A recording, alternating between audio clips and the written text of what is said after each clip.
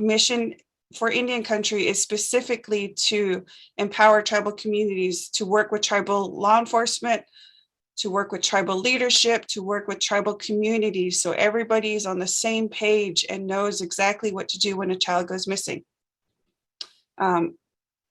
As many of you know, the work that we have, that work that we are doing now with Indian country is because of what happened to our daughter and our sister, Miss Ashlyn Mike, who went missing in 2016. In 2018, because of the advocacy that our sisters did, from sisters and parents and brothers from the Navajo Nation, because of the work that they did specifically with Ashlyn's parents, the president signed the Ashlyn Mike Amber Alert Indian Country Act of 2018. This act now allows tribal sovereignties such as the Navajo Nation to work towards an Amber Alert system. There is such a program, and there is a process right now that the Navajo Nation has, and the Navajo Nation has been instrumental in setting an example for other tribal communities. However, there is still a lot of work that could be done with all of Indian country. And our program now works with tribes to provide training specifically to tribal communities, not just law enforcement personnel, but we want to see tribal communities. We want to see parents and teachers and school officials and nurses involved in these community response plans. We are offering free training specific to tribal communities. So, for example, we have one training, it's a tabletop scenario. It runs about 2 hours, but if you allow us to present right now virtually, we can provide you with education. Basically, we provide you a scenario and you work through that scenario, and we look at your responses and we find out what resources are available. Maybe there's things that you haven't thought of that a community member that resides there and who works there at the school knows about, a method of communication that would help. These ideas are shared on a platform, and policies are discussed, procedures are improved. Besides these types of working collaborative training, we also offer online resources available to tribal leadership, to tribal law enforcement, to emergency managers, to school teachers. We have a limited resources of equipment that maybe that the Navajo Nation could possibly have. We have more information on that if you have questions. There is so much that we could be doing right now for our tribal communities, besides one, knowing fully what an Amber Alert entails, but how exactly can we use the Amber Alert efforts that we're working on to improve the response to a missing individual, not just a child, but an adult. Our curriculum and our framework provides you with that foundation. But I believe, again, as a member of for the Navajo Nation, but again, a member as a Indigenous woman, there are a lot of things that we can build upon to make better for our communities. We are a tool. We are here for you. I do have a PowerPoint, but like I said, I could save this until we do have a quorum. Yeah. Thank you for your oral report. I want to ask in the line for the record. I'm sorry, could you repeat? Shadeja, thank you for your report. I was asking if there's any other subcommittee members who have joined the line. Thank you. I just wanted to recognize them for the record. Not hearing none, we'll go back to the delegates who are on the line. Are there any questions, delegates, that you have for Ms. Woods regarding the work that is being conducted on behalf of the Action Mike Amber Alert in Indian Country. I'll open the floor to the delegates who are on the line.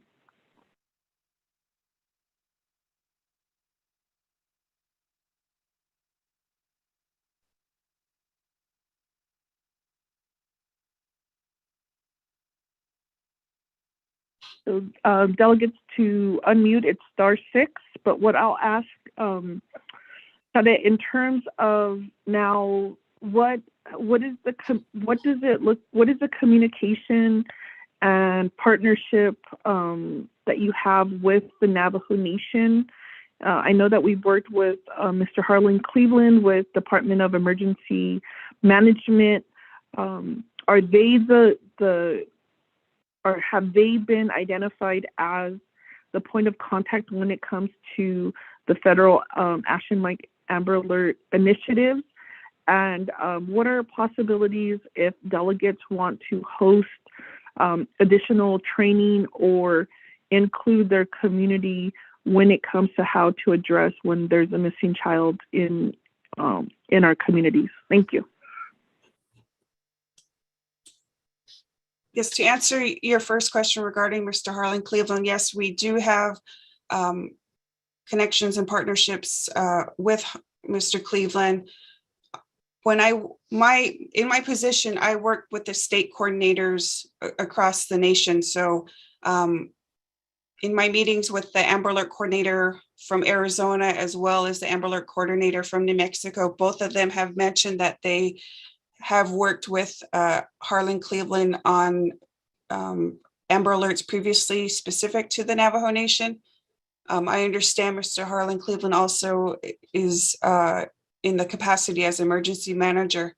To add to that, one of the things that Amber Alert Indian Country is promoting and supporting is to encourage tribal communities, those sovereign nations that have governments and can fund an actual Amber Alert tribal liaison position within their government. So this would be separate from any other duties and would work solely as the Amber Alert coordinator. Within this capacity, in this position, we feel that it could better be tailored to the needs of that particular tribal community. This person in return would provide training to tribal communities that would need something. What I see for our nation and the Navajo Nation is that there are chapter houses across the nation. And perhaps should you employ a Amber Alert tribal liaison coordinator for the Navajo Nation, this could be the contact person for those those chapters to receive information or further their trainings within their areas. If someone has a question from Low Mountain chapter, they could seek guidance there at the chapter house, and they would make contact with the Navajo Nation Amber Alert tribal liaison in terms of training or information regarding a missing person on how to proceed with making a police report.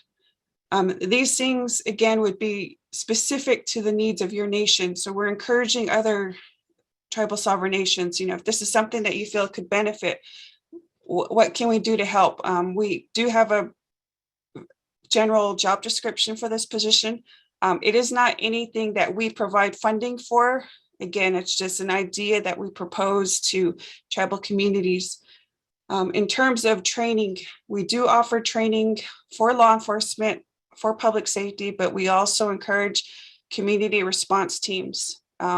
For example, if there's a community in Tohatchee that wants to provide a training in their community on community response and perhaps cultural considerations when a child goes missing in their community. As we know, sometimes we get assistance from non-tribal agencies like the San Juan County or Apache County. We have classes on how these individuals can work with tribal communities and what cultural considerations they may need when working with tribal communities.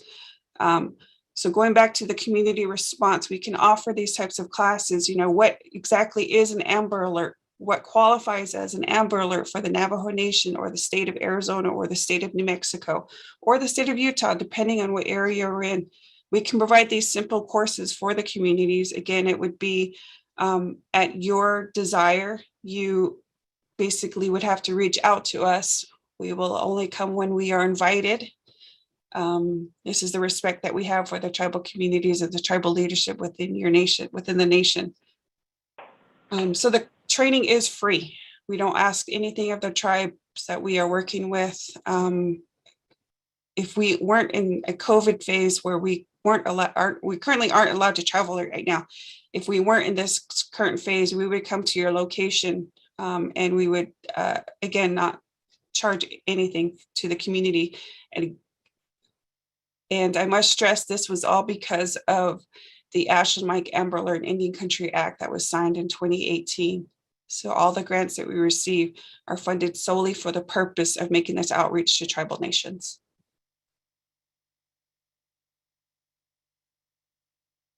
Oh, yeah, I appreciate that, Shada, for that insight. Let me just make sure I'm not muted. Okay, I'm not. So, committee members, do you have any follow-up questions for Ms. Woods?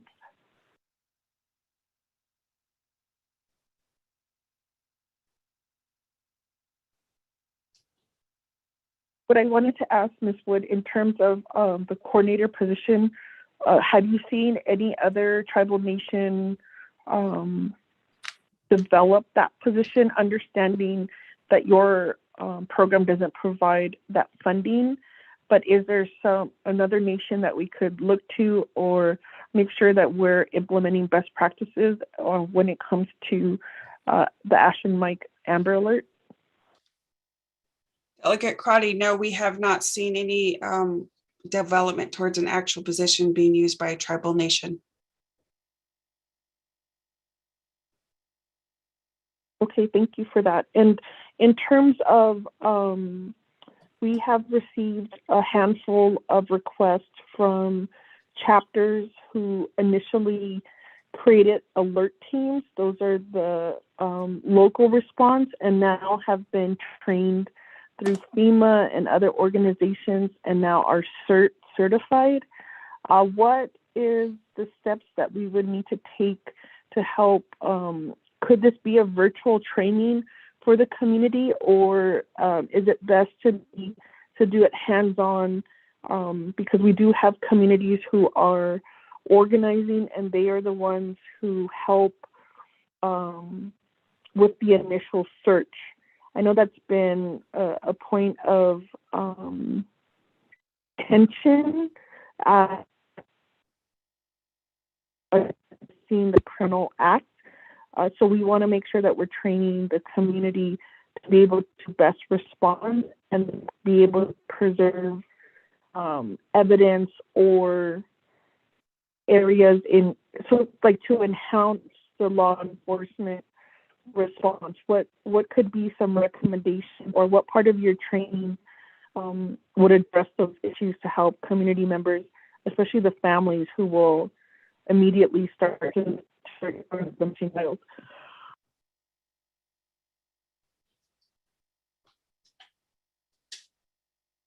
I recommend, again, we work with law enforcement and we want to encourage cooperation and coordination. And of course, we respect the matters if we don't want to hinder any cases. Moving forward, I would suggest that the planning begin and include law enforcement. In this case, it would be the Navajo Nation Police, and tailor training specific with the laws regulated within the Navajo Nation. It would be a community effort.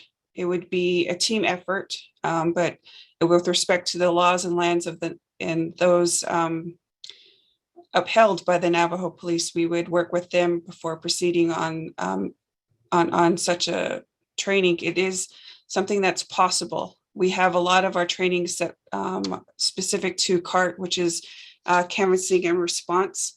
But I would feel in this capacity, we could work with law enforcement to tailor a training specific for those non-civilian, those community members who are volunteers and work in this capacity as a, I guess you could say, in a search and rescue team. But it's definitely something we could do, but I wanted to share that we would work with the Navajo Nation Police to address this and move forward with training. Okay, thank you for that feedback. Do you delegates are there? Oh, go ahead. I just wanted to clarify. I mean, we have curriculum, so we would actually work with the Naval Police to specify and make those points specific to the Navajo Nation. Okay, and is that currently being discussed with the Navajo Nation? No, we have no pending meetings with the Navajo Nation Police Department or the Navajo Nation. We've hosted webinars and trainings where Navajo Nation law enforcement personnel have attended. There has been interest in bringing some of the work, for example, the scenario situation, the 2-hour scenario situation, bringing that to the districts within the Navajo Nation. Again, these were by individuals attending our training. However, again, we extend that the first move to be made by law enforcement or those wishing to attend or have our training. We don't want to just knock on their door and say, hey, we're going to be here for this training. We respect the nations that we're working with, so we ask that we be invited to these meetings first. Okay, I get that.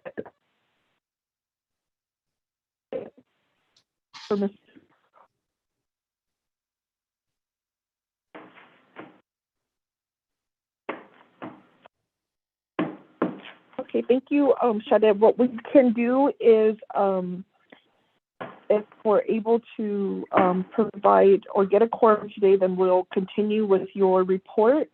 But what we can do is reach out to Navajo Nation Public Safety and see in terms of their timeline when they were going to connect and how we can support the working relationship with the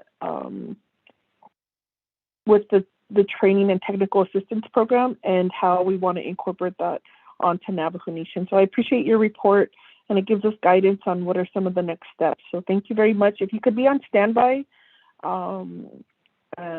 so you could provide the rest of the report. We're going to move on to the next report from the Coalition to Stop Violence Against Native Women. Shadeja Floriba, are you on the line? Hello, good morning, Madam Chair. Alvin. Oh, Yate. Yate Shadeja, thank you for sending the committee your briefing on the issue regarding Navajo Nation rape kits. I just want to give the committee and delegates on the line a background. So a few months ago, Delegate Eugene So, who sits on the Law and Order Committee, was made aware of a national issue of rape kits that are not being processed. And so with that in mind, he requested that the committee receive a report regarding the status of Navajo Nation rape kits. And in those discussions, we've received an update from Director Henderson, who's the Director of Navajo Criminal Investigation. And he provided the committee an update and breakdown of kits that are at Quantico. And so from those discussions, I requested the Coalition to Stop Violence Against Native Women to assist the committee in terms of, it looks like Delegate Eugene So is on the line. Let me pause, because if Delegate So is on the line, we can officially start our meeting. She has Delegate So, are you on the line? Sorry to delay your meeting, but I was on another call with the BIA land relinquish it back to the Untitled Chapter. So I'm sorry, but I just got on. Oh, yeah. Thank you. Oh, well, I appreciate it, Shiaz. So with you being on the line, we do have quorum. So I'm going to call the meeting to order at 10:41. And I am, let's see. I'm going to ask staff, Shadid Lorene, can you provide roll call? Yes, Madam Chair. Roll call for the subcommittee. Honorable Amber Kanazbati. Yeah, Shadid, this is Amber Kanazbati. I'm on the line. Okay, Honorable Amber Kanazbati is on the call. Honorable Nathaniel Brown. Delegate Brown votes green or present. Honorable Nathaniel Brown is on the call. Honorable Rich James. Honorable Rich James. Honorable Wilson C. Stewart Jr.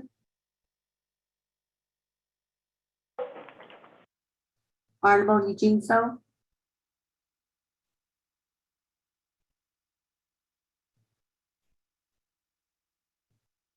Honorable Eugene So.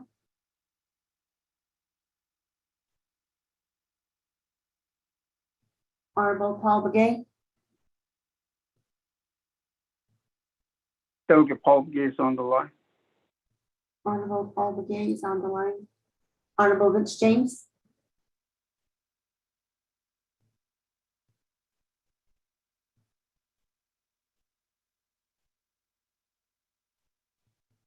Honorable Wilson C. Stewart Jr. Honorable Eugene Snow.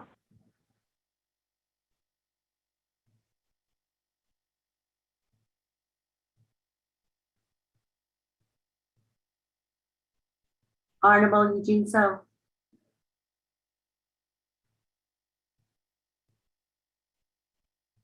Oh, Consulta. Thank you.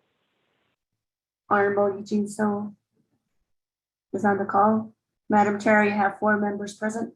Thank you. Thank you, Shad. I appreciate that. So with that in mind, she has Delegate Eugene So. Can you provide the committee with the invocation, please? Ashona. I'd like to talk in Navajo for those that don't understand Navajo.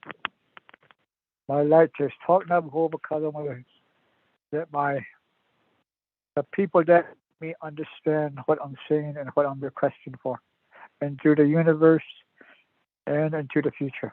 I'd like why I talk that way. Ako sila ni sa bigin aba han sila simbe bitte chopa de in lin ada ni kiden idan khaja khasin sa godo khan kiden lar be ya khasin lai sin de in bazum koidi she be ya na ni tar ya na ni fido khalit man lin khodo e pan si khitba pa yel chito pa cha ni lin khod ai khodo chopa nan de shi do shehed shin de kono she be che di khashidi pa ne idon hit be na be che da has idi lin e ko pan si cheto ba yel cheto be ba chadil ni so e kodo e sini kato na so e khoi ta sin din e pa hanade sa ba anana sa ba na di yin do sin din kodo e ta in hanana sil yin din ya la o yo na screen do ho yo na screen aro yo na screen na ho yo na screen. Oh, yeah, I appreciate that. I do want to recognize that we do have Delegate Vince James on the line. Thank you, Delegate James, for joining us. I just want to extend, are there any other delegates who are on the line for the record? Madam Chair, this is Delegate Otto So. I'm on the line. Oh, yeah. Oh, yeah. Thank you for joining us and being on the call.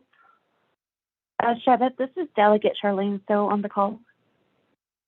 Oh, yeah, Shadeja, thank you for joining us and being on the call.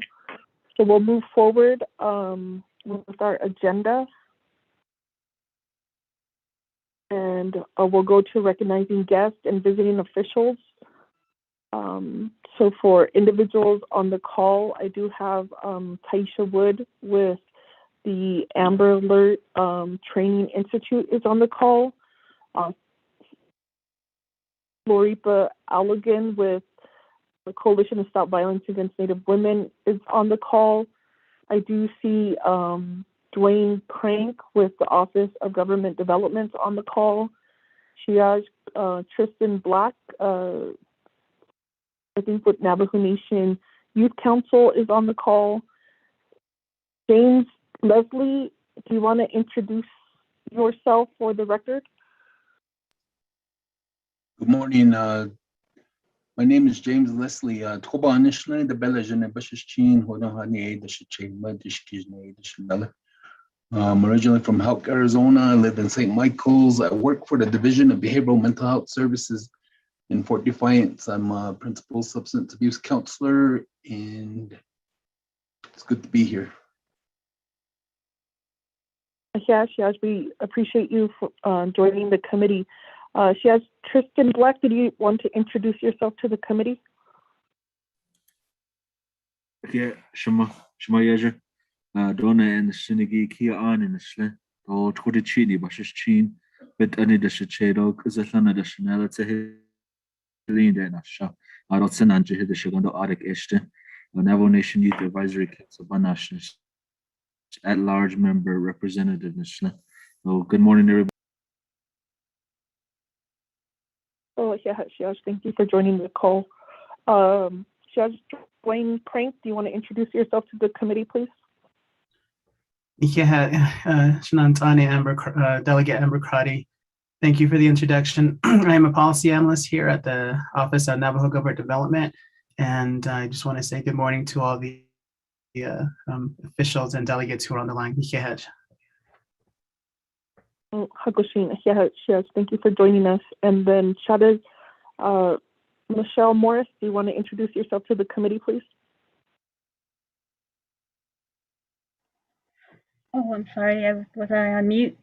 Good morning, committee members, Chair Delegate Crowdy Shadeja, all the subcommittee members, Michelle Morrison, Shia, Sensakati, Logo Bashichin, Touching Asia Che, Hotel Ishinala Akada, Shan Shlin, Legislative Analyst for Department of Health. Good morning. Thank you for joining the call. I do see Delegate Elmer Begay is on the line, so we'll recognize you for the record. Thank you, Shemai, for joining the call. And on my end, that's all the names that I see on the Zoom call. If you called in and need to be recognized for the record, we'll open up the line. Please state your name clearly and the organization you represent. Good morning. Oh, Yate, good morning. Oh, Yate. My name is Darlene Pino. I'm on chapter vice president. The agent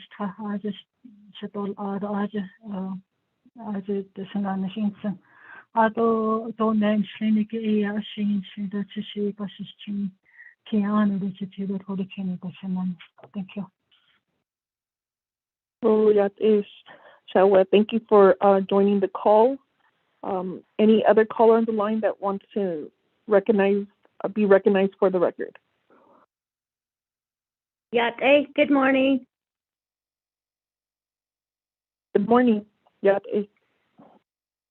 This is Elaine King, Honorable Pradi Yate Shede.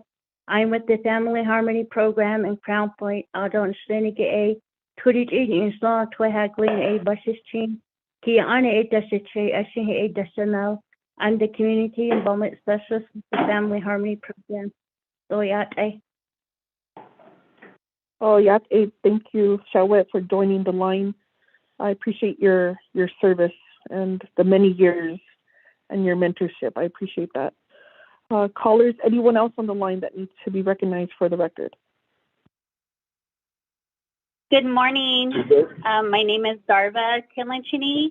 My clans are Hashkuzi Slow. My days gives me Bushes Chain, Kampahan Dashachedo, Kia Ani Dashanella. I'm the supervisor here at Crown Point Department of Family Services, and Elaine King, I supervise her, and she's the one that invited me to this meeting. So I thank you. So yeah, thank you, Shamila, for joining the call and being part of the effort here in Navajo to prevent sexual assault and provide more services to our people. Any other callers who want to be identified for the record? This is Delegate Brigade, Elmer. Oh, yeah, Shania, thank you for joining us. Yeah, just listening. I don't have an idea, and I don't have suggestions. I just want to listen in. So, Okay. Well, let me plant an idea. We really want a shelter in Delcon area. So if you could help us, we'd appreciate that, Shiaz. Let us know how we could support victim services in your district. Thank you. Yeah, but there's already some shelters that are there, but they're empty though. And what you can do is you can start working with those programs like Christian foundations. They have empty buildings there that we could probably fill them up. Thank you. Oh, awesome. We'll connect and we'll make sure an advocate gets in contact with you. Thank you, Delegate Begay. The callers, anyone else needs to be recognized for the record? Good morning. Good morning, My Sheriff. name is Kelly. I'm with the Navajo Election Administration. I'm the new executive director. And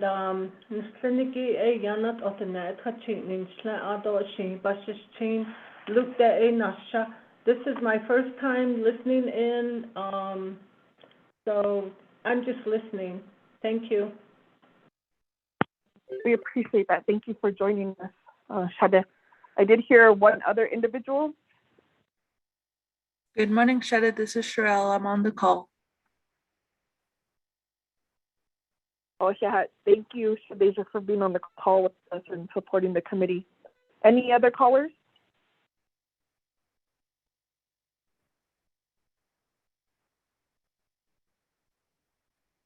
Okay, not hearing none. If we'll move on then. Thank you, all of our guests and visiting officials. We'll move to review and adopt the agenda.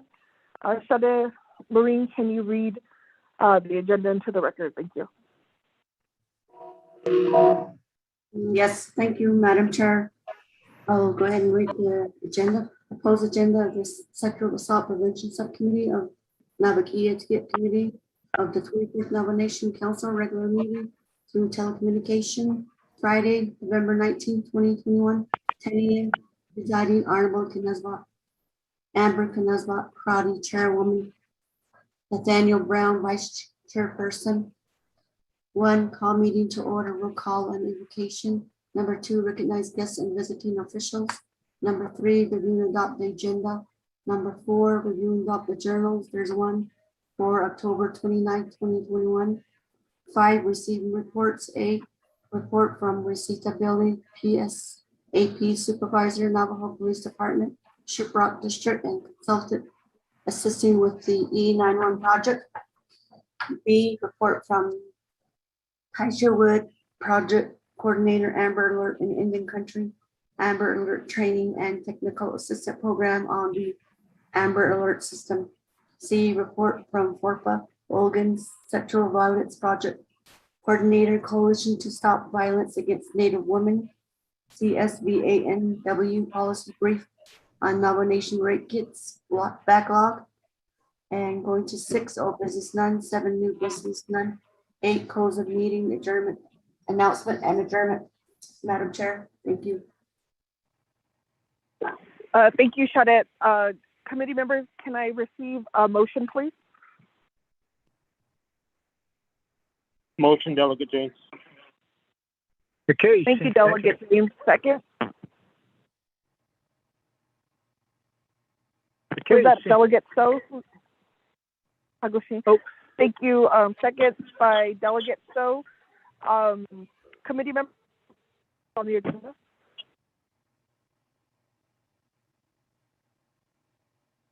Hearing none, we'll move to the vote. Shadeja, can you help us with the roll call vote? Yes, Chair. Honorable Nathaniel Brown, how do you vote? I vote green. Honorable Nathaniel Brown votes green. Honorable Vince James, how do you vote? Delegate Jam votes green.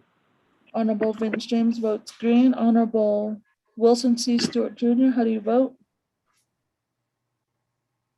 Honorable Eugene So, how do you vote? Oh, what is Honorable Eugene So votes green. Honorable Paul Begay, how do you vote? Delegate Paul Gay votes green. Honorable Paul Begay votes green. Honorable Wilson Stewart Jr., how do you vote?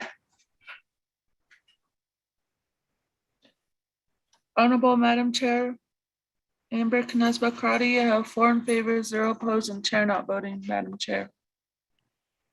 Oh, yeah, thank you, Shadeja. We'll move on to review and adopt the journals.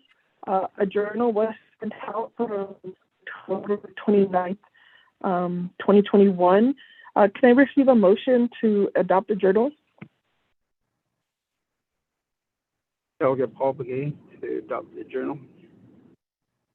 Yeah, thank you, Delegate Begay. Is there a second?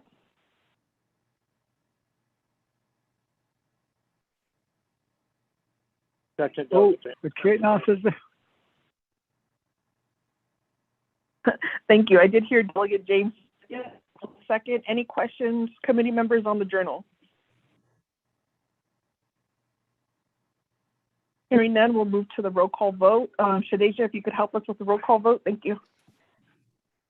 Okay, Honorable Nathaniel Brown, how do you vote?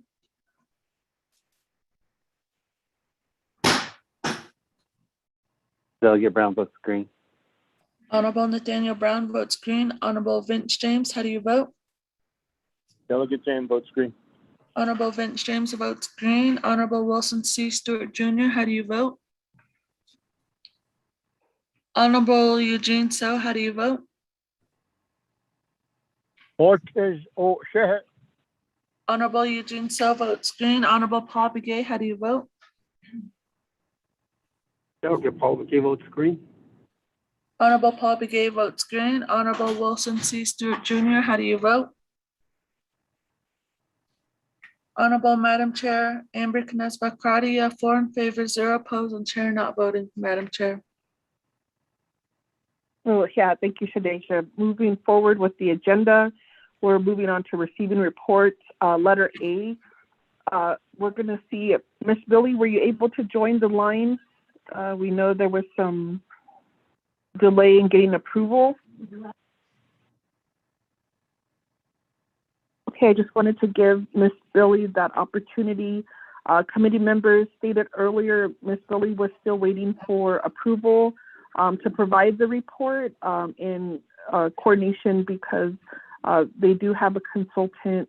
And so we will make the recommendation if the Law and Order Committee can add or request the report, or we can move this to our next report in December. So I'm going to move on to the next item. Actually, Lorraine, do we need to take any action as a committee to defer the report, or do I just, because the presenter is not available, what's the official rule that we need to do as a committee? Madam Chair and members of the subcommittee, Madam Chair, you can go ahead and just defer that to the next meeting. Thank you. And do we need a vote to defer? Yes, Madam Chair, thank you. Okay, thank you. If I could receive a motion to defer this report to the next meeting, committee members? Madam Chair, Delegate Paul Begay, motions to defer the said report to the next meeting. Thank you.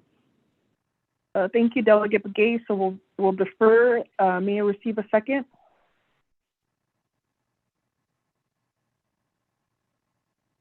Okay. Oh, yeah, thank you, Delegate. So seconds. Committee members, are there any questions on the deferment?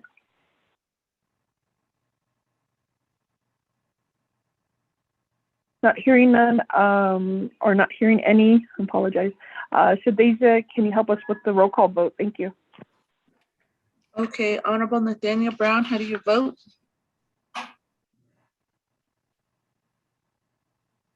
I vote green. Honorable Nathaniel Brown votes green. Honorable Vince James, how do you vote?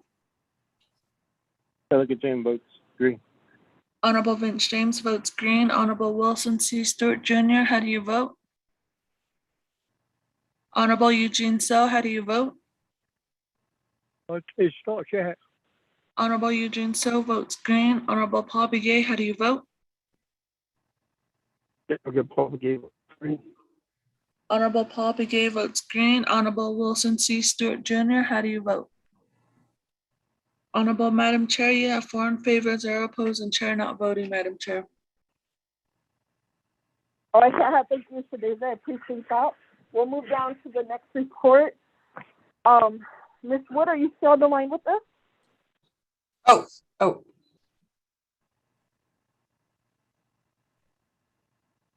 Yes, I'm here. Get off mute. Thank you. Committee members, may I receive a motion to hear the report?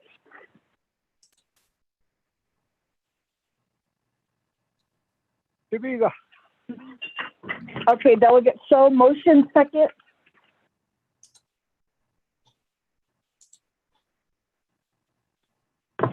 Delegate Paul Begay second. Thank you, Delegate Begay second.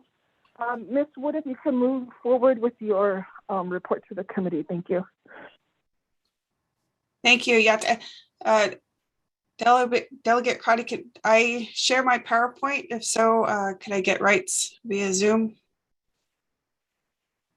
Yes, so let's do this together. I was just made host, but staff, if you could help me, how do I do this?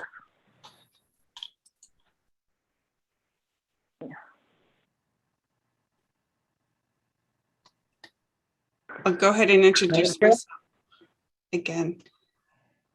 Yat Eshe Taisha Witness, Twatsel Nanishle, the Battlers in Bush's Chin, but nothing dash a chair, Ashgan and Zotney Dashanale, Saga Hodzan de Nasha. Thank you for your time. I'm happy to be here to present to the Honorable Council members and guests.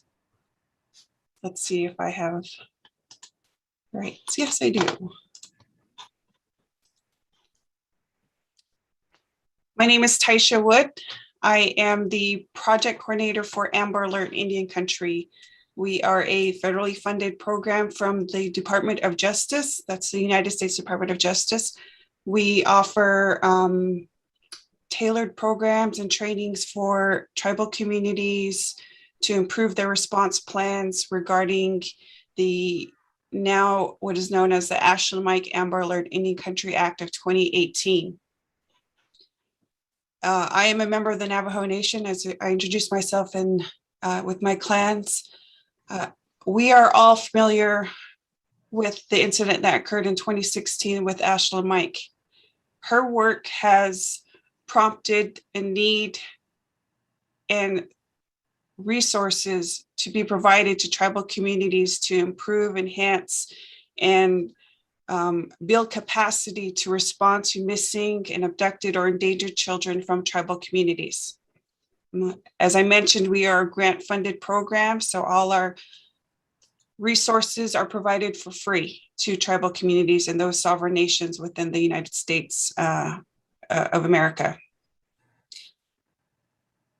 What happened with Ashland was a travesty, of course. We don't want something like that to happen again. And the mentality is we shouldn't be thinking about bad things to happen, but rather what we need to do is start being proactive and being ready to prepare and ready to act when something does happen in our communities as it pertains to children. With our program, we meet with tribal leaders, with tribal communities to, again, discuss their response plans. Our primary stakeholder would be tribal law enforcement, besides tribal leadership, of course, but we work with good partnerships with law enforcement, because what we promote, law enforcement should be involved, and we should respect the laws of that land and those response specific to those tribal communities. What we also encourage is that not just law enforcement be involved in these plans and be aware of these plannings, but also the community itself. So honorable delegates, if one of your community members comes to you and tells you of a situation, and I'm sure this has happened in the past, my relative is missing, what do I do? If I ask you that question right now, if your child goes missing, what would you do? Who would you call? These questions we want everybody to be able to answer, not just council delegates or tribal police department or the Navajo police. We want school teachers to be aware of the process of an Amber Alert. We want grandparents and grandchildren to know what's going to happen if someone goes missing, who to call, what resources are available within the community. Again, this is not just a law enforcement response, it should be a community response. And this is what our program provides training for. This all incited because of our daughter and our sister, Ashlyn Mike, and what happened with her in 2016. We realized there was a need in Indian country, and our program promotes objectives in which to facilitate these types of trainings. I want to go over a few of the objectives of our program. When we hope that we could meet with tribal leadership such as yourselves and encourage you to be aware of the state leadership, the state coordinators within your community. For example, the Navajo Nation has land in Arizona, New Mexico, and Utah. So we want to encourage partnerships with those 3 state Amber Alert coordinators. We want to encourage the educational process to knowing the Amber Alert systems within those 3 states. We want everybody to know the process. We want everybody to know the guidelines for these Amber Alerts. We encourage training within community, at the community level. Again, this could be something held at your local chapter house. It could be something held within the 7 districts of the nation. Again, community involvement. One of the most important parts of our objectives that we just recently started and that we're encouraging is that tribal nations build the capacity to fund their own Amber Alert tribal liaison within their nation. This would be an opportunity for you as a council or the Navajo Nation government to write a job description specific to a tribal liaison. This person has only the duties to know the Amber Alert process for the Navajo Nation, teach the Amber Alert process to communities within the Navajo Nation, but also be that one contact that everybody needs either on the state level or the tribal level to learn more or to actually alert when a child goes missing within a community. Again, the funding that we receive is specific to children, missing, abducted, or endangered children in tribal communities. We provide that framework, we provide that training, again, on a community-wide level. Just for your information, I mentioned this is a program from across the nations. I just wanted to advise of a few of the other tribal nations that we've been able to provide training to in terms of these Amber Alert coordinated meetings. You see that we've been in Wyoming and in Colorado. We are now working with those tribal, federally recognized tribes in Nevada, Idaho, Montana, as well as North Carolina and Washington. When we meet with these tribal leadership or law enforcement or community members, we tell them what we could tailor programs specific to their communities. We are no expert in all of Indian country, but we understand the cultural needs and the components that things are different in tribal lands. Things are different on the Navajo Nation as opposed to the urban areas of the Phoenix metropolitan city. We develop and we encourage trainings. Like I said, we right now with COVID, we've been doing all our trainings virtually. So we have online courses for basic classes like building an Amber Alert in your community. We do offer classes specific to tribal communities in terms of, for example, the child sex trafficking and exploitation in Indian country. We are working on and developing with law enforcement in your area, with specific to your area, canvassing and response training. This is called CART training.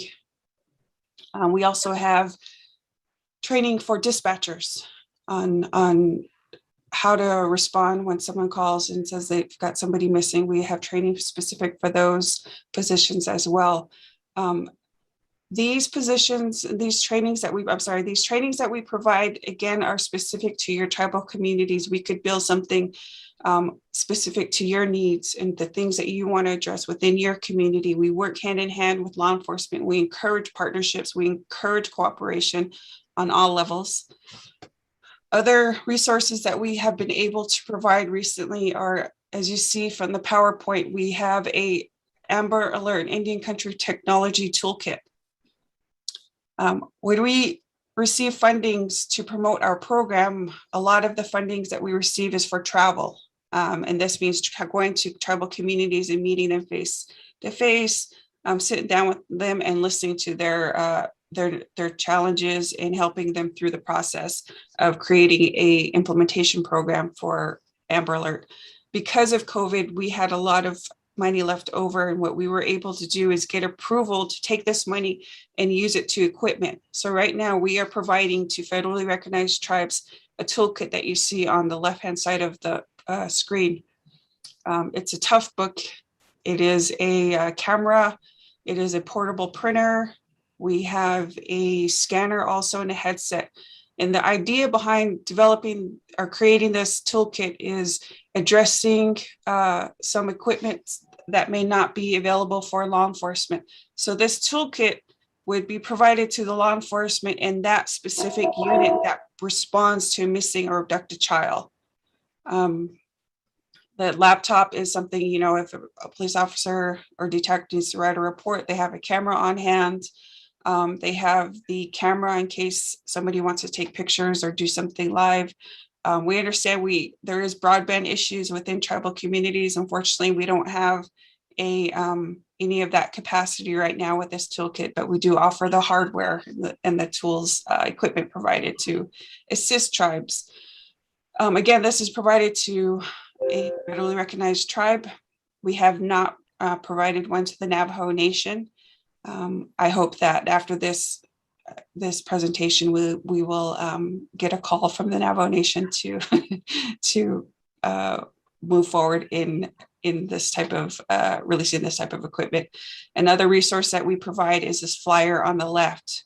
We are encouraging tribal nations to take a look at this flyer, and if they could translate it in their own native language, to do so, and we would provide the printing and provide these documents to the community for dissemination.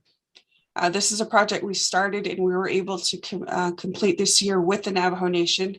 We worked with a contractor, and the contractor was able to translate this flyer into our Navajo language.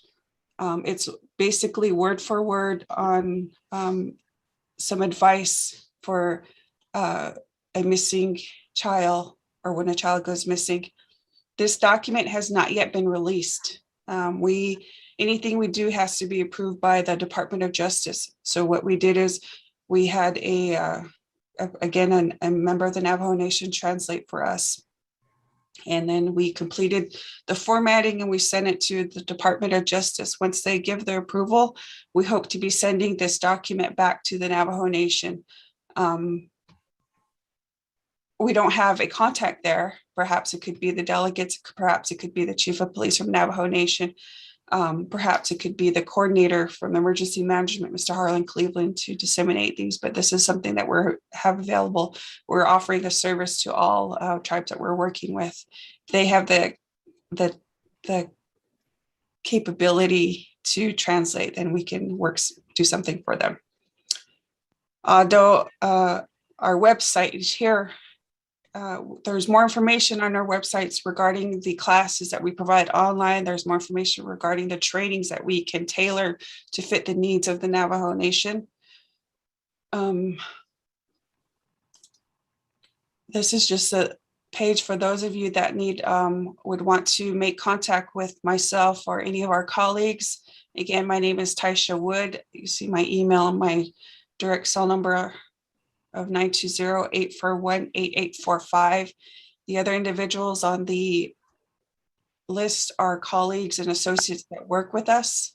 They are contract workers, but you may recognize a few of them, those names. So we could definitely, again, work with you and tailor something for the Navajo Nation or those individual tribal chapters within the nation. Okay.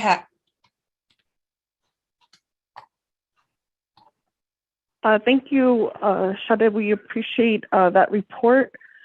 Committee members, do you have any questions for Ms. Wood regarding her report on the Ashton Mike Amber Alert in Indian Country?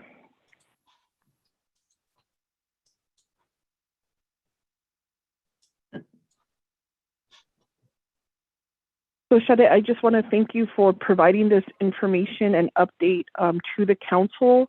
I think in terms as we work with the law and order oversight, we can help and assist our Navajo Nation public safety on how they're developing their Ashton Mike Amber Alert here on Navajo Nation.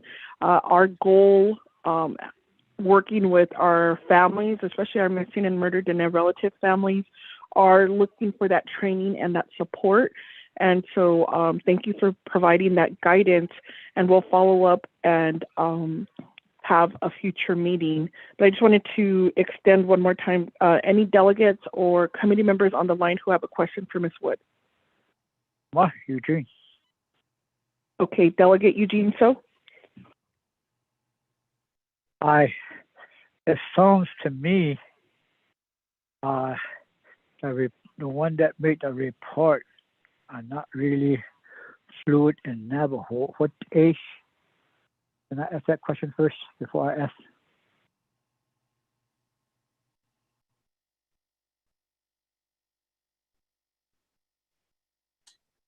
Yes, and the guy, I'm not Ms. Wood, fluent. did you want to respond to Delegate So? Delegate So, Daga, I'm not fluent in Navajo. Kasi o dati na kaya nation sit in anything in regards to the first one I have is I didn't really hear right, but relation to their own native language, anything that's put out there for education for the Navajo people or for any tribe. In that regards, a few years back, that's what the Navajo Nation veterinarians, the people that are giving out the medicine, they were trying to put that on their medicine. At that time, I protested that all Navajos don't read Navajo. It's because they're Navajo doesn't mean they're going to read Navajo. And also said the same thing to the IHS when they were putting Navajo words on everything that's in the hospital. So I kind of, it's kind of illegally, it can backfire on the Navajo Nation. They'll say that it's a Navajo, you can read it, you're a Navajo.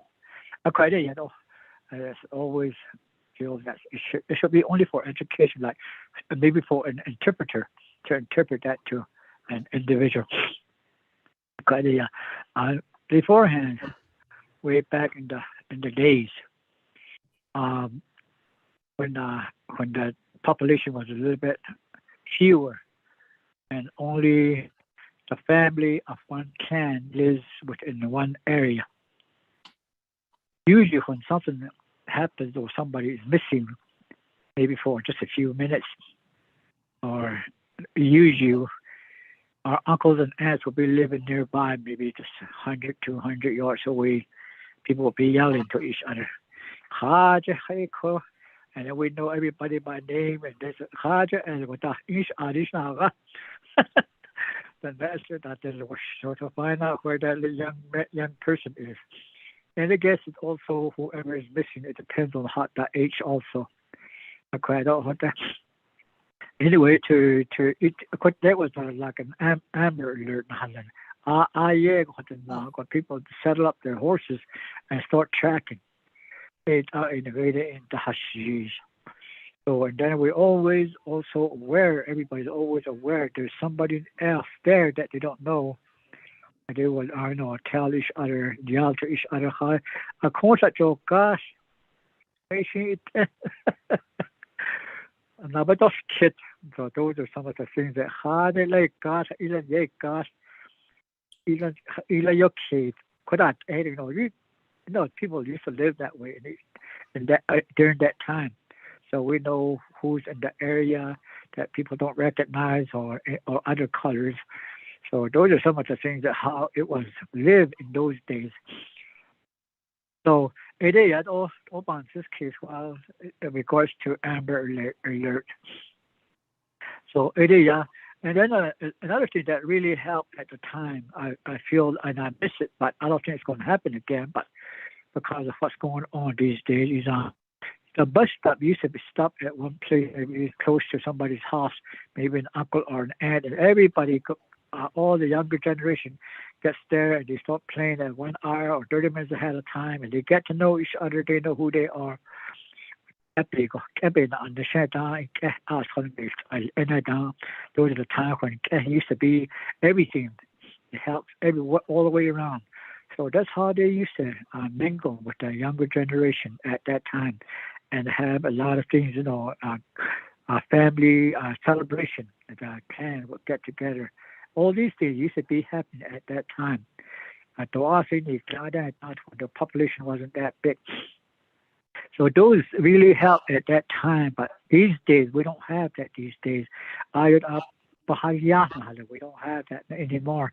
So it is just to let you know, be understandable in the days. So sometimes after the reservation, people might think that we don't know how to take care of our younger generation, but it started with that when we were first born.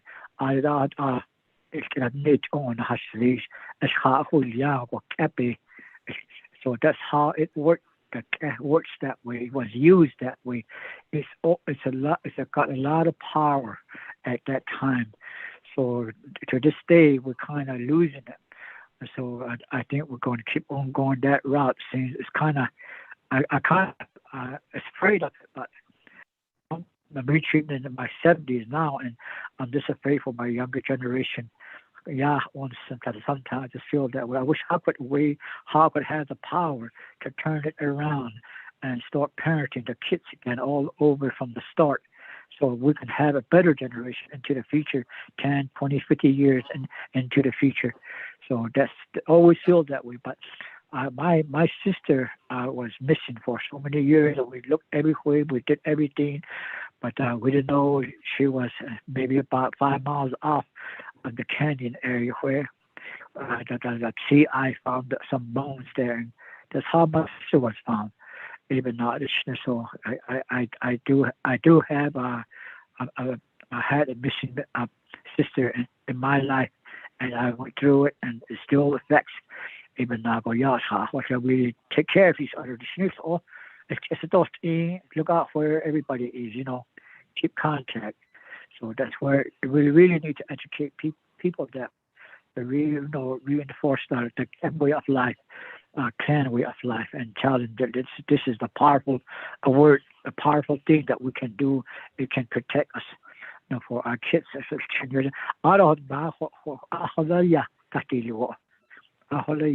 a few seconds or a few minutes, it might be gone like that. Sometimes in a crowded area, and you go crazy. Sometimes people don't even know what's going on. Some of them, but so it starts with us as individuals. This Amber Alert starts with us. Where we're going to look, where we're going to help. It starts with every one of them. So you're all right. Yeah. Oh, yeah. I just to say thank you and just to make you aware how it was done back in the old days, and was the main thing. That's how that was a powerful thing that we used at the time. Use it forward. Thank you, Shema. Oh, yeah, thank you, Delegate. So, Ms. Woods, did you have any response or recommendations in terms of Delegate So's questions and comments? Thank you. Yeah, Delegate So, Delegate Crotty, yeah, for your time. I want to stress one thing, that we do respect the sovereignty of all tribal nations. We respect the culture. We understand the cultural diversities, the cultural considerations to be made when addressing these types of issues. We have a strong culture, the Navajo Nation does, Navajo people. There was a way of life that we lived before, and those teachings are still strong. We encourage that type of mentality moving forward and creating a response plan for the Navajo Nation, not just for the Navajo Nation, but for all the tribes that we work with. So I wanted to again say that we can tailor something specific to the tribe and work with those agencies and those stakeholders involved, specifically the Navajo Police Department. We're just a resource, and we are available here should you need us. Yeah. Oh, yeah. Committee members, are there any other questions for Ms. Wood?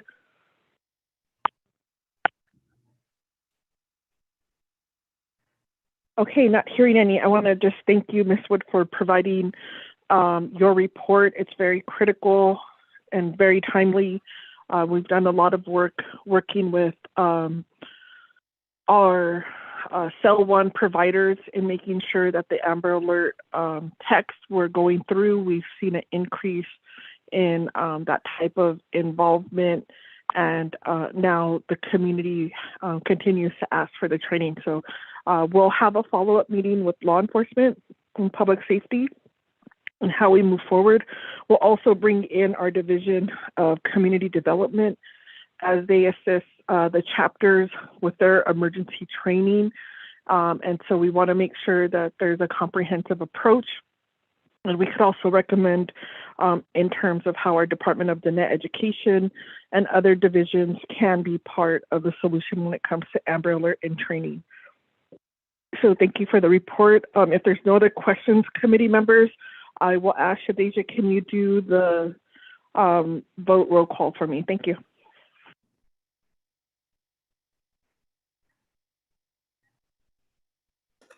Shadeja, Okay. I'll give it to you. I have a question.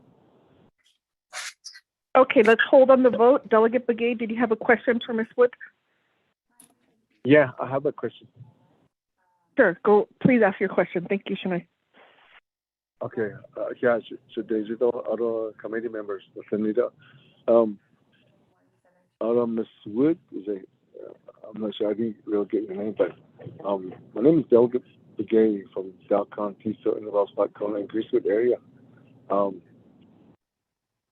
We just had a listening session with the public safety, and we got all the criminal investigators involved in it. And we're trying to establish this because we wanted to get have a more communication with the service providers, and then also for the public. We listen to their concern and what they have. So there's a lot of finally opening up to where this is going to be almost the second time that we had a listening session. So now people are beginning to know what's all about. So this past Tuesday, there's a lot of people that they came and they're stressed their feelings and then their concern. So one thing what happened was there's no response from the public safety, and it seems like after they at least they said that they'll come around after about 4 hours later, but at least they come around and talk to us about it. but we shared all the information, and by that time, the offenders, they'll be gone. But we know where they are, so do we have to tell them where they are? And they're taken in, but the next day you'll know that they'll be on the road again here. They'll be I guess what they're more concerned is about, are they waiting for us, especially with the female, are they waiting for us to get killed? Are they going to be more worried about that? Who's going to be taking care of their kids because they're mothers? So they have more concern about it. So is anybody doing anything about it? And so that was the most of the question that we got from the public, and what can be done. So as a service provider from there, what kind of statistic do you have for the southwest part of the reservation, and how can you help us? We're trying to get the community to get more involvement, so we can elaborate more with the service providers. We're trying to build a Dalcon Justice Center there. So we were trying to, what kind of input can you provide during this listening session? Or what can we do again to get our public more involved in it, to be more open to talk about it? So is there any experience you have that? So that'll be my question, Shideja. Thank you. Oh, Kahat Stein, thank you for that question. Ms. Wood, did you have any response or recommendations? Thank you. Oh, yeah, thank you for that question, Delegate Begay. One of the things that I have learned is my experience in law enforcement. Again, I worked with the tribal nations here in the metropolitan area of Phoenix. Sometimes communities are on different levels of understanding the laws or the actual response. This is something that we try to address in our trainings. Hence, rather than law enforcement being at a certain level of understanding how to respond, and the parent or a council person having different ideas of the response and the laws, we try to bring everybody on the same page and respond and know those procedures. So it would be a community response. That's what we encourage. Like I said, it's about a grandparent knowing what Amber Alert is, what Amber Alert is specific. If you're in Delcon, what are the laws of Arizona regarding the Amber Alert plan? So it's not just for law enforcement to know. A grandparent should know these, understand this. A school teacher should be aware of the protocols and the criteria for an Amber Alert. Navajo Nation does have their own Amber Alert system. Does everybody know that system? Does everybody in the police department, those 7 districts that we have, do they all operate under the same guidelines? Or do they have all the response plan, and do each of the communities know the response plan? So I say, in my opinion, that that's how we foster a strong response and protection system for our communities. It's everybody understanding and knowing what is happening and understanding why police act and respond in the way that they do. Again, as law enforcement, there's a lot of things that we don't announce in terms of what we're doing on a case, or what what is happening at that time, because it would affect the manner course of that certain case. So I can't answer for the methods or the procedures for the Navajo Nation, but based on my experience, I highly suggest just a community response plan where everybody knows what's happening and how to respond, and the numbers to call and the people to talk to avoid the confusion and to avoid communication, to bridge those gaps between the community and law enforcement, and community and the tribal leadership. We can definitely try to, again, our community response plan tries to address some of those needs. There's a lot of things that happen in Delcon. I'm sure there may be some areas that don't have cell service. You know, community would have the best idea on how to fix that issue or how to get information out to those areas that don't have broadband. So it would be not for one solution for one area, or what works in one area may not work for Delcon, but how do we fix that?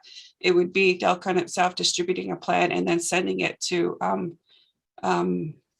probably Navajo Nation and share, so they could share it with other communities to build upon that response. I hope that helped you, Delegate Begay. That's just my thoughts on that process. Okay, thank you, Ms. Wood. Delegate Begay, did you have a follow-up question? Thank you, Shadeja. I have a follow-up question.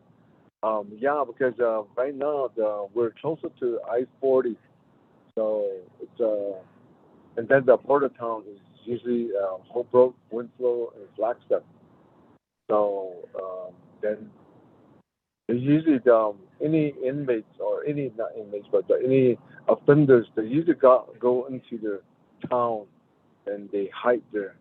So they whenever they come back onto the reservation again. So we're trying to work with the city of Holbrook, Winslow, and Flagstaff, and the county sheriffs too. So, so what kind of recommendations you will have regarding that to be more effective? How do we work with these border towns? What kind of meetings, or where do we start from? I know that we've been meeting over at Holbrook County office, but we haven't really yet any other involvement from the city. So how do we go about it? So can you give us a recommendation on it? Thank you. Yeah, thank you, Shania. Ms. Wood, do you have any recommendations? And let me pause. Are there any other questions from the committee or other delegates on the line? Okay, Ms. Wood? Yeah, thank you for that question.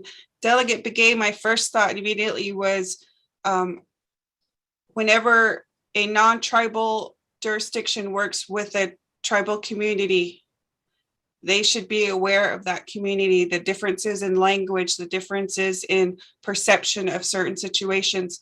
So a good question to ask these agencies that you're working with in the cities is if they have ever participated in cultural consideration courses. That way they understand, you know, Navajos, we look at things differently. Our relationship, our kinship is different from that of a non-native. So understanding those parameters and those distinctions is very important, and respecting those differences. So, you know, I would encourage something across that. And then when you do your multi-jurisdictional meetings or your multidisciplinary meetings, bridging those communication gaps through that. And in the tribal communities I worked with, oftentimes it was difficult, even though I'm a Navajo, and I worked for other jurisdictions that weren't Navajo. So even being of a different tribe is sometimes difficult to, there's a challenge there. So I would just encourage as much as you can for your community to invite communication, invite comments from the non-community, invite them to your events. And then that's how you build partnership and build community strength. So other community members can know who whatever the Navajo sheriff is, whomever the Navajo sheriff is. But that's what my immediate thinking on this. I hope this information is helpful. But again, our program understands those needs to address cultural differences, and being Amber Alert Indian country, this is one thing we promote, is what works in those bigger communities, those urban communities. I'm sorry, those rural urban communities doesn't work for rural communities. So we need to address those needs specifically. It takes time, but at least we understand the complexities that your community may have, and how do we best meet those needs.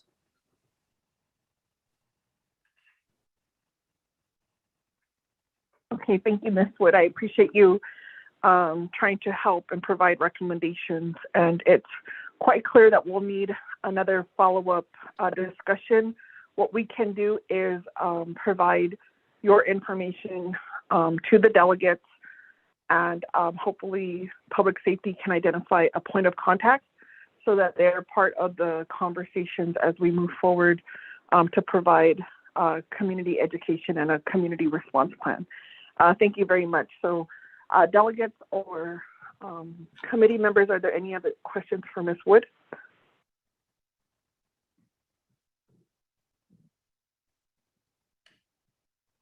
Not hearing any, we'll make sure you get that information. Can I?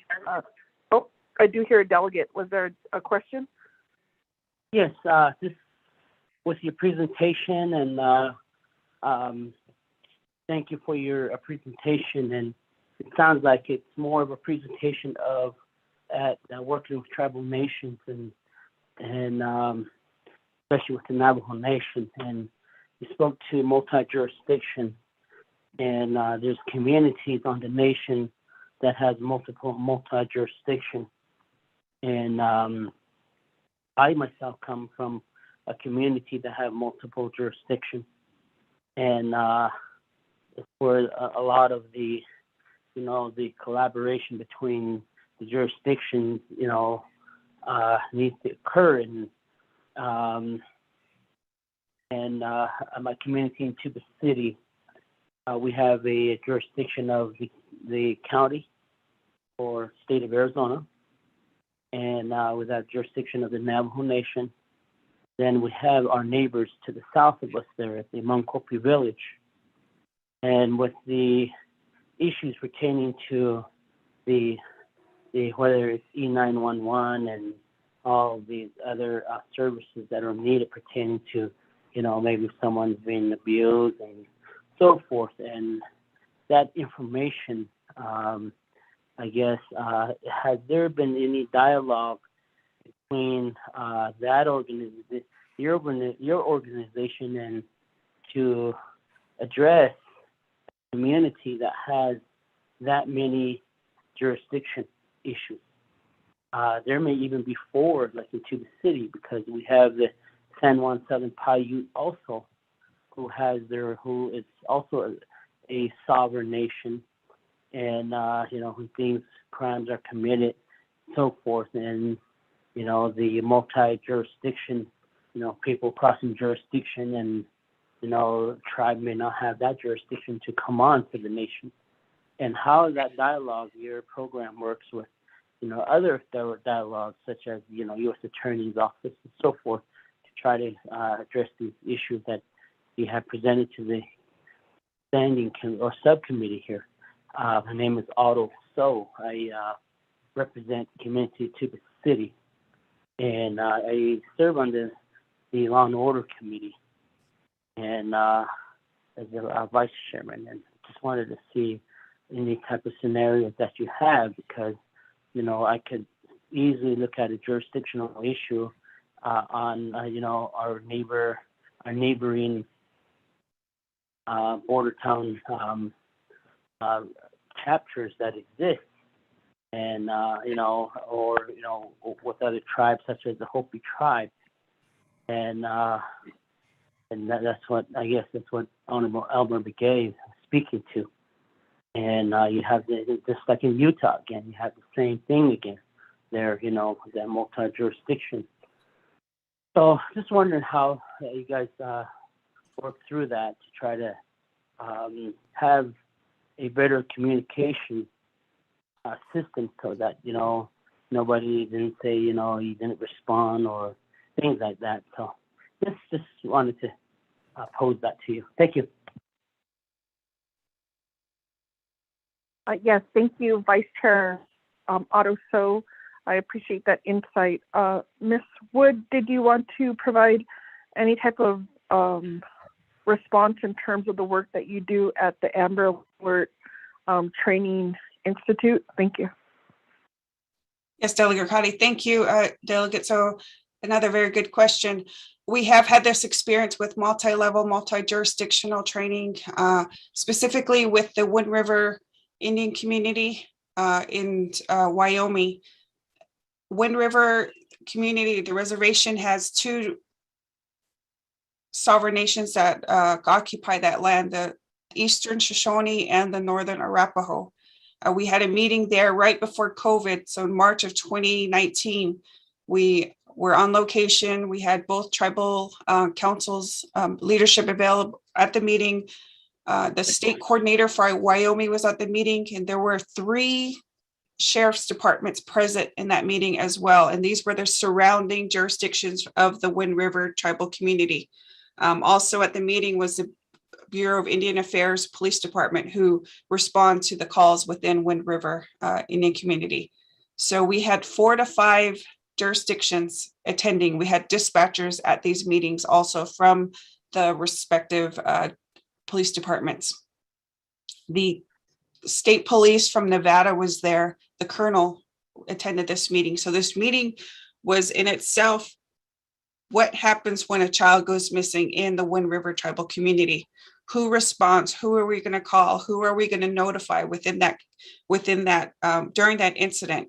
And so those 3 non-tribal jurisdictions, the sheriff departments, all provided protocols on how they would respond and how they would assist the tribal nation with that call, with that alert call.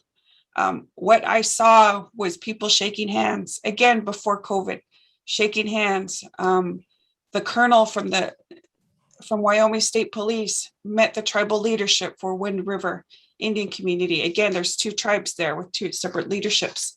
But this was something this is what in itself the Amber Alert in Indian Country program is about. It's about communicating not just within your community, but with outside communications, jurisdictions. It's about everybody understanding what happens, because at the end of the day, it's still a missing child, right? There's an incident there, and we all need to help that child get back home. So I just wanted to encourage that positive message that these things they do happen. They are, we do try to help mediate those types of meetings. We try to help bridge those gaps. It is entirely possible within the Navajo Nation to have several agencies at once to talk about these types of issues. I just want to encourage that there is definitely something I believe we could do in efforts to protect the children of the Navajo Nation. Thank you, Ms. Wood. I appreciate that recommendation. And so committee members, what we can do in working with speaker staff, we can request that additional information is provided to the Navajo committee as a whole, so that in working and having our Navajo Nation Public Safety Department attend, and we can collectively work together on how we want to build up the best response to making sure when someone targets our children that the nation then responds in getting them back home. So with that in mind, are there any other questions, committee members or delegates on the line? Eugene So, Shema. Oh, Delegate So, please ask your question. I believe we need to pursue the most important part of this alert and missing people. Most important, which I think everybody understands, is like we are saying, jurisdiction. I think it doesn't matter where the line ends or where the line starts. Everybody should be aware that it's everybody's jurisdiction to look for someone that's missing or help out or settle. We shouldn't put that into a law or regulation. If it is like that, we need to go forward to see our senators to change these laws. That's most needed. We shouldn't go across and say it's not our jurisdiction, or somebody say that likewise anyway. You to be honest. That's what we're here for, to make laws, to make changes as a council delegate. Thank you. Oh, yeah, thank you, Shia. So what we can ask is clarification from our Department of Justice and Legislative Council in terms of jurisdiction. I do know in work we have asked that when there's a missing child in we look to how the law enforcement agencies have been able to collaborate, like when there's a DWI case. So you'll see a billboard that says there's no boundaries when it comes to DWI. We want that same coordination when it comes to other crimes, so we can move forward, and hopefully the Law and Order Committee can help us with those conversations. And as we had the conversation on cross-commissioning or these mutual aid agreements. Thank you, Delegate So. Ms. Wood, did you want to provide any insight on that question regarding jurisdiction? Okay. Delegate Crotty, I believe that you answered it sufficiently. Thank you for that. Okay, thank you. I know that you're coming with a wealth of knowledge, so I just wanted to kind of blend in what we're doing here on the nation and how we can move forward. Delegates, are there any other questions for Ms. Wood?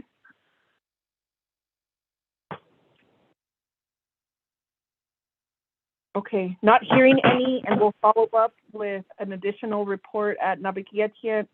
Shabija, can you help me with the voting roll call? Thank you very much. Yes, Honorable Nathaniel Brown, how do you vote?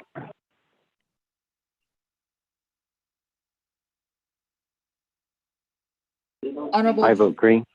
Honorable Nathaniel Brown votes green. Honorable Vince James, how do you vote?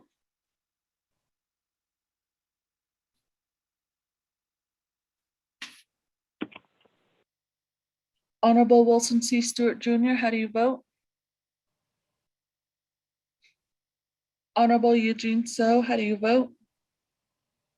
What is here? Honorable Eugene So votes green. Honorable Paul Begay, how do you vote?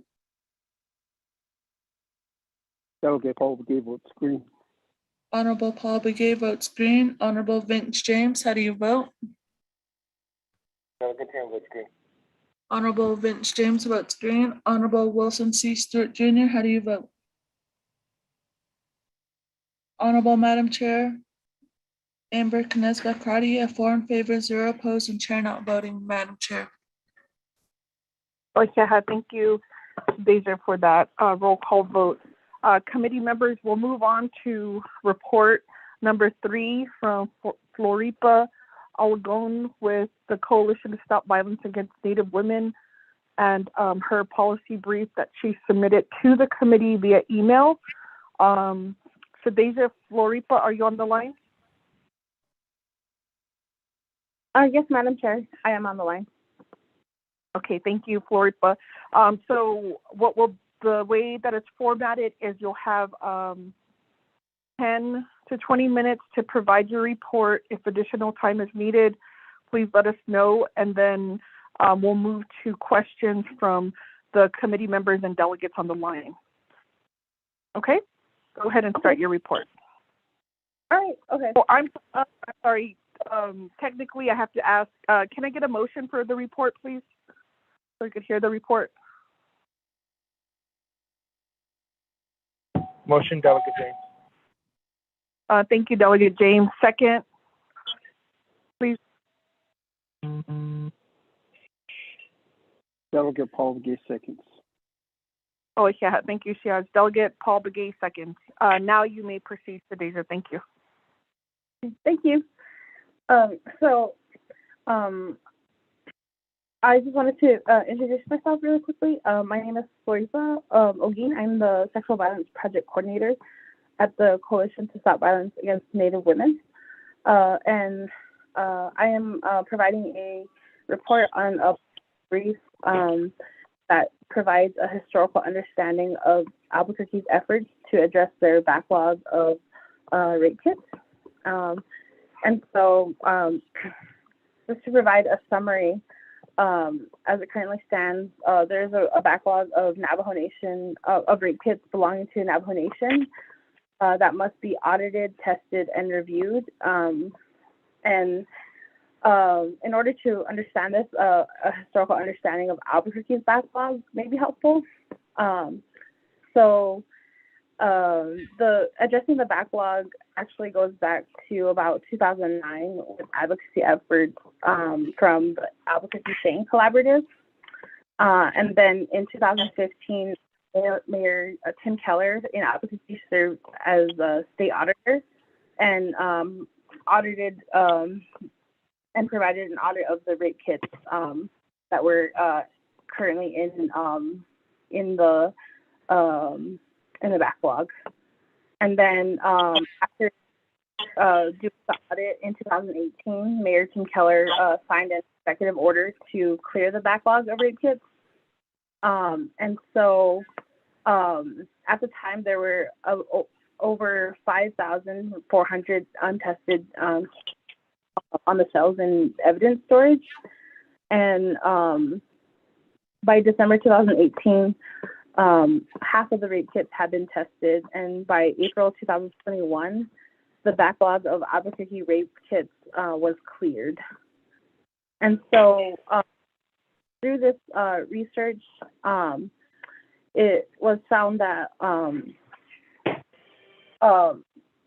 it was recommended that an audit of rape kits that belong to the Navajo Nation should be conducted. And while the advocacy for this issue is complex and also takes a lot of time, there is a lot of leadership and advocacy efforts from partner organizations with the Coalition to Stop Violence Against Native Women that are really committed to addressing this issue with regards to Navajo Nation in a similar way that the rape kits have been addressed with in the city of Albuquerque. Additional recommendations that I wanted to provide today were to further research the language of the executive order that that Mayor Tim Keller enacted to address the backlog of rape kits. I actually have the copy of the executive order that was signed at that time, so I can provide that after this meeting by email for review. And then also to engage the news media to create awareness that while Albuquerque's backlog was addressed, the Navajo Nation backlog should be addressed as well. And then some current updates that I have regarding the brief is that some staff members and myself met with Congressman Teresa Isabel Lager Fernandez staff. And I just want to share that they are supportive of addressing this issue. So if there is anything that this committee wants to do with regards to support from Congressman Fernandez, then that is an opportunity as well.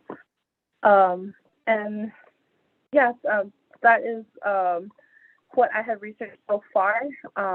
And overall, there is a network of opportunity for support and in addressing the rape kits that belong to the Navajo Nation.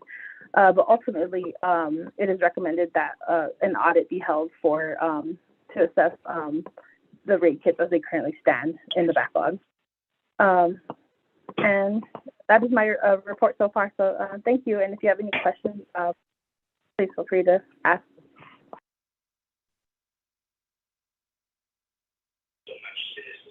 I can't have that, Shadisha. Thank you. And delegates on the line. We have tribal coalitions to assist the Navajo Nation. On our New Mexico region, we have the Coalition to Stop Violence Against Native Women, and they have been an extended support to the committee to help with research or additional background information about 3 or 4 months ago, Delegate Eugene So requested that the committee receive a report on rape kits, and understanding that there's a national rape kit backlog. And so with that in mind, the committee received a report from Director Henderson.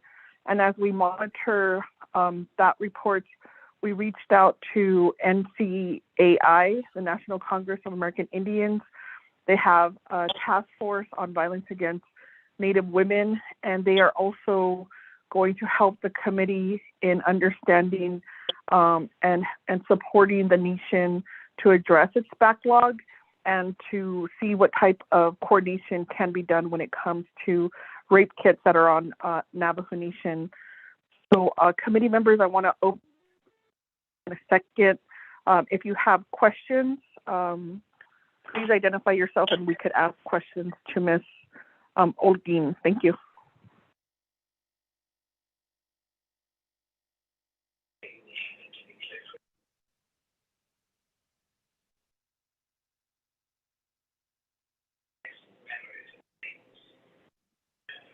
Delegate Eugene So, Shiaj, do you have any questions in terms of the information that you need on the rape kits and any directions on how to move forward?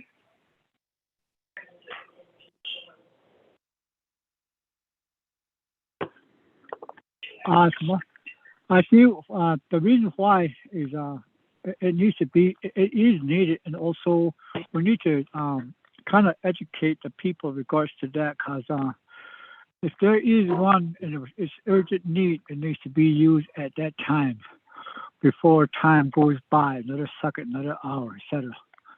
So I think it was order hard to see nothing day, so we don't know where it goes. So then who does all of that?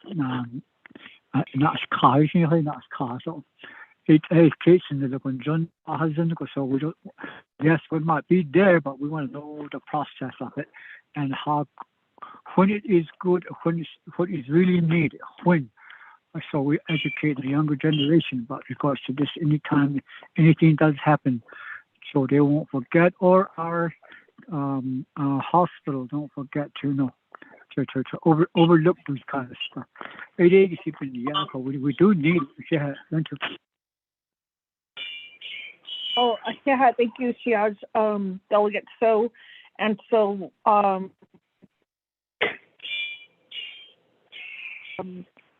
because our rape kits are sent to Quantico, providers are unable to track the rape kits. And so we'll need to follow up with, when I say Quantico, that's FBI headquarters. We'll need to follow up with the FBI in terms of their process and how they process the rape kits and what type of tracking system.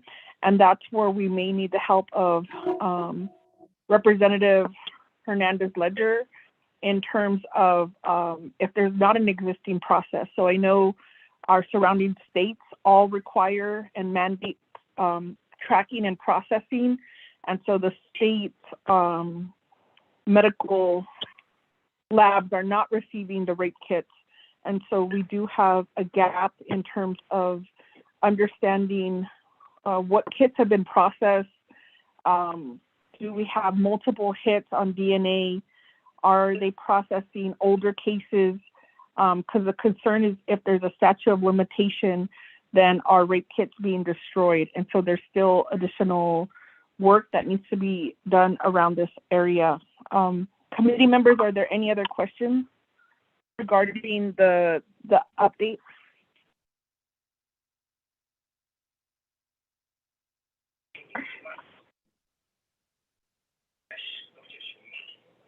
Okay, not hearing any questions. I think in terms of how we move forward, we do have a work group and we meet every Friday from 8 to 10.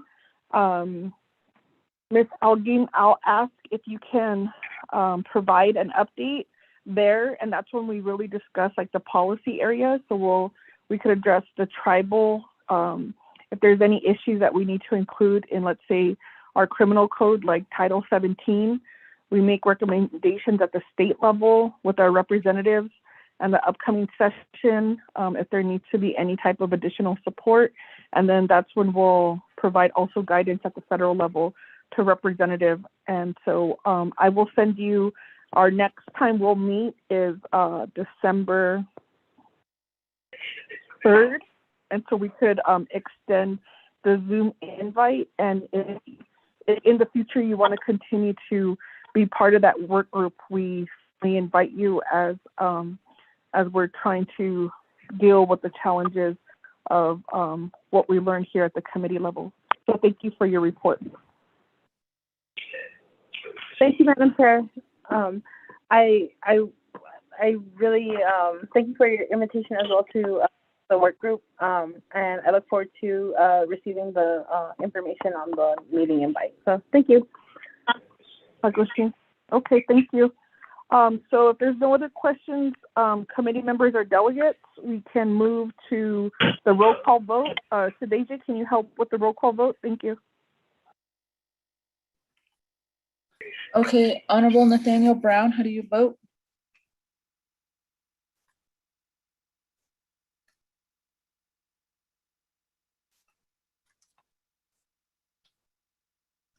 Honorable Vince James, how do you vote?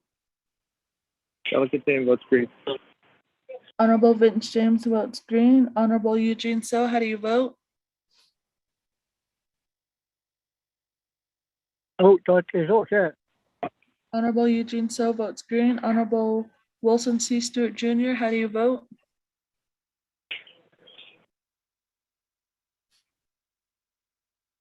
Honorable Paul Begay, how do you vote? Delegate Paul Begay votes green. Honorable Paul Begay votes green. Honorable Nathaniel Brown, how do you vote?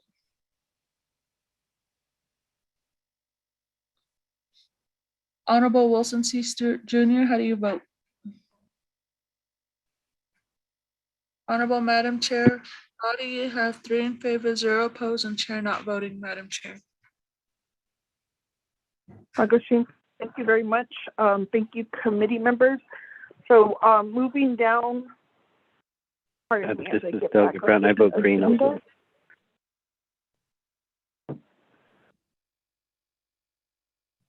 Thank you, Delegate Brown. We'll recognize that vote.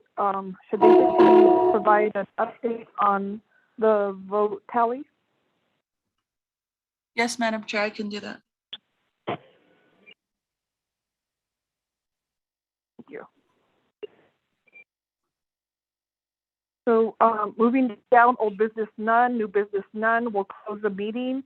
Are there any announcements? I did provide and I sent out the meeting information for tomorrow's listening session. If you can attend at Bluff, Utah, or call in. I believe it starts at 9 o'clock in Bluff, Utah.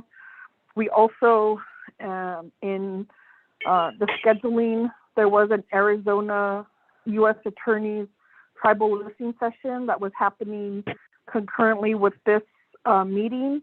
And so we did have the Office of the Prosecutor comment and requesting from the U.S. Attorney provided that information. And so again, with the Title 17, we'll need to work on some of these statutes of limitations. I just wanted to give you that update. If you need more information, delegates, especially if you're in the Arizona region, they are the ones who prosecute these major cases. And in our experience, there has been a number of declined cases. And so then a majority of these cases, when they're declined, the individual then is just back in the community, and it creates a lot of chaos. So are there any other announcements, committee members, before we motion to adjourn?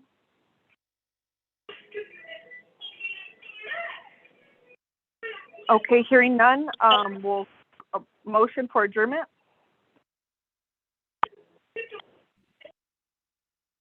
Motion to adjourn. Delegate Paul Begay. Oh, yeah, thank second. you. Delegate Brown. Second is by Delegate Brown. If there's no questions, Shadeja, please help me with the roll call vote. Thank you very much. Okay, Honorable Nathaniel Brown, how do you vote? Green. Honorable Nathaniel Brown votes green. Honorable Vince James, how do you vote? Delegate Dane votes green. Honorable Vince James votes green. Honorable Eugene So, how do you vote? Okay, so here. Honorable Eugene So votes green. Honorable Wilson C. Stewart Jr., how do you vote? Honorable Paul Begay, how do you vote? Paul Begay votes green. Honorable Paul Begay votes green. Honorable Wilson Stewart Jr., how do you vote? Honorable Madam Chair Crotty, 4 in favor, 0 opposed, and Chair not voting, Madam Chair. I appreciate that. Thank you, committee members. So we have adjourned. Our next meeting will be the third Friday in December, which according to my calendar is the 17th. I appreciate your participation.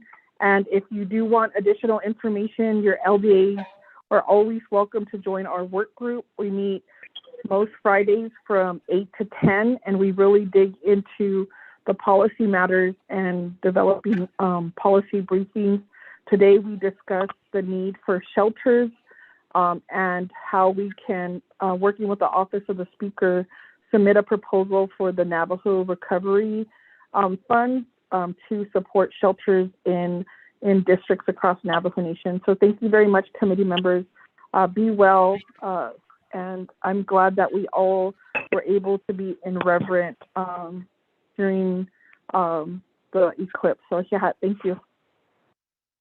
We'll see you at our next meeting. Hagone.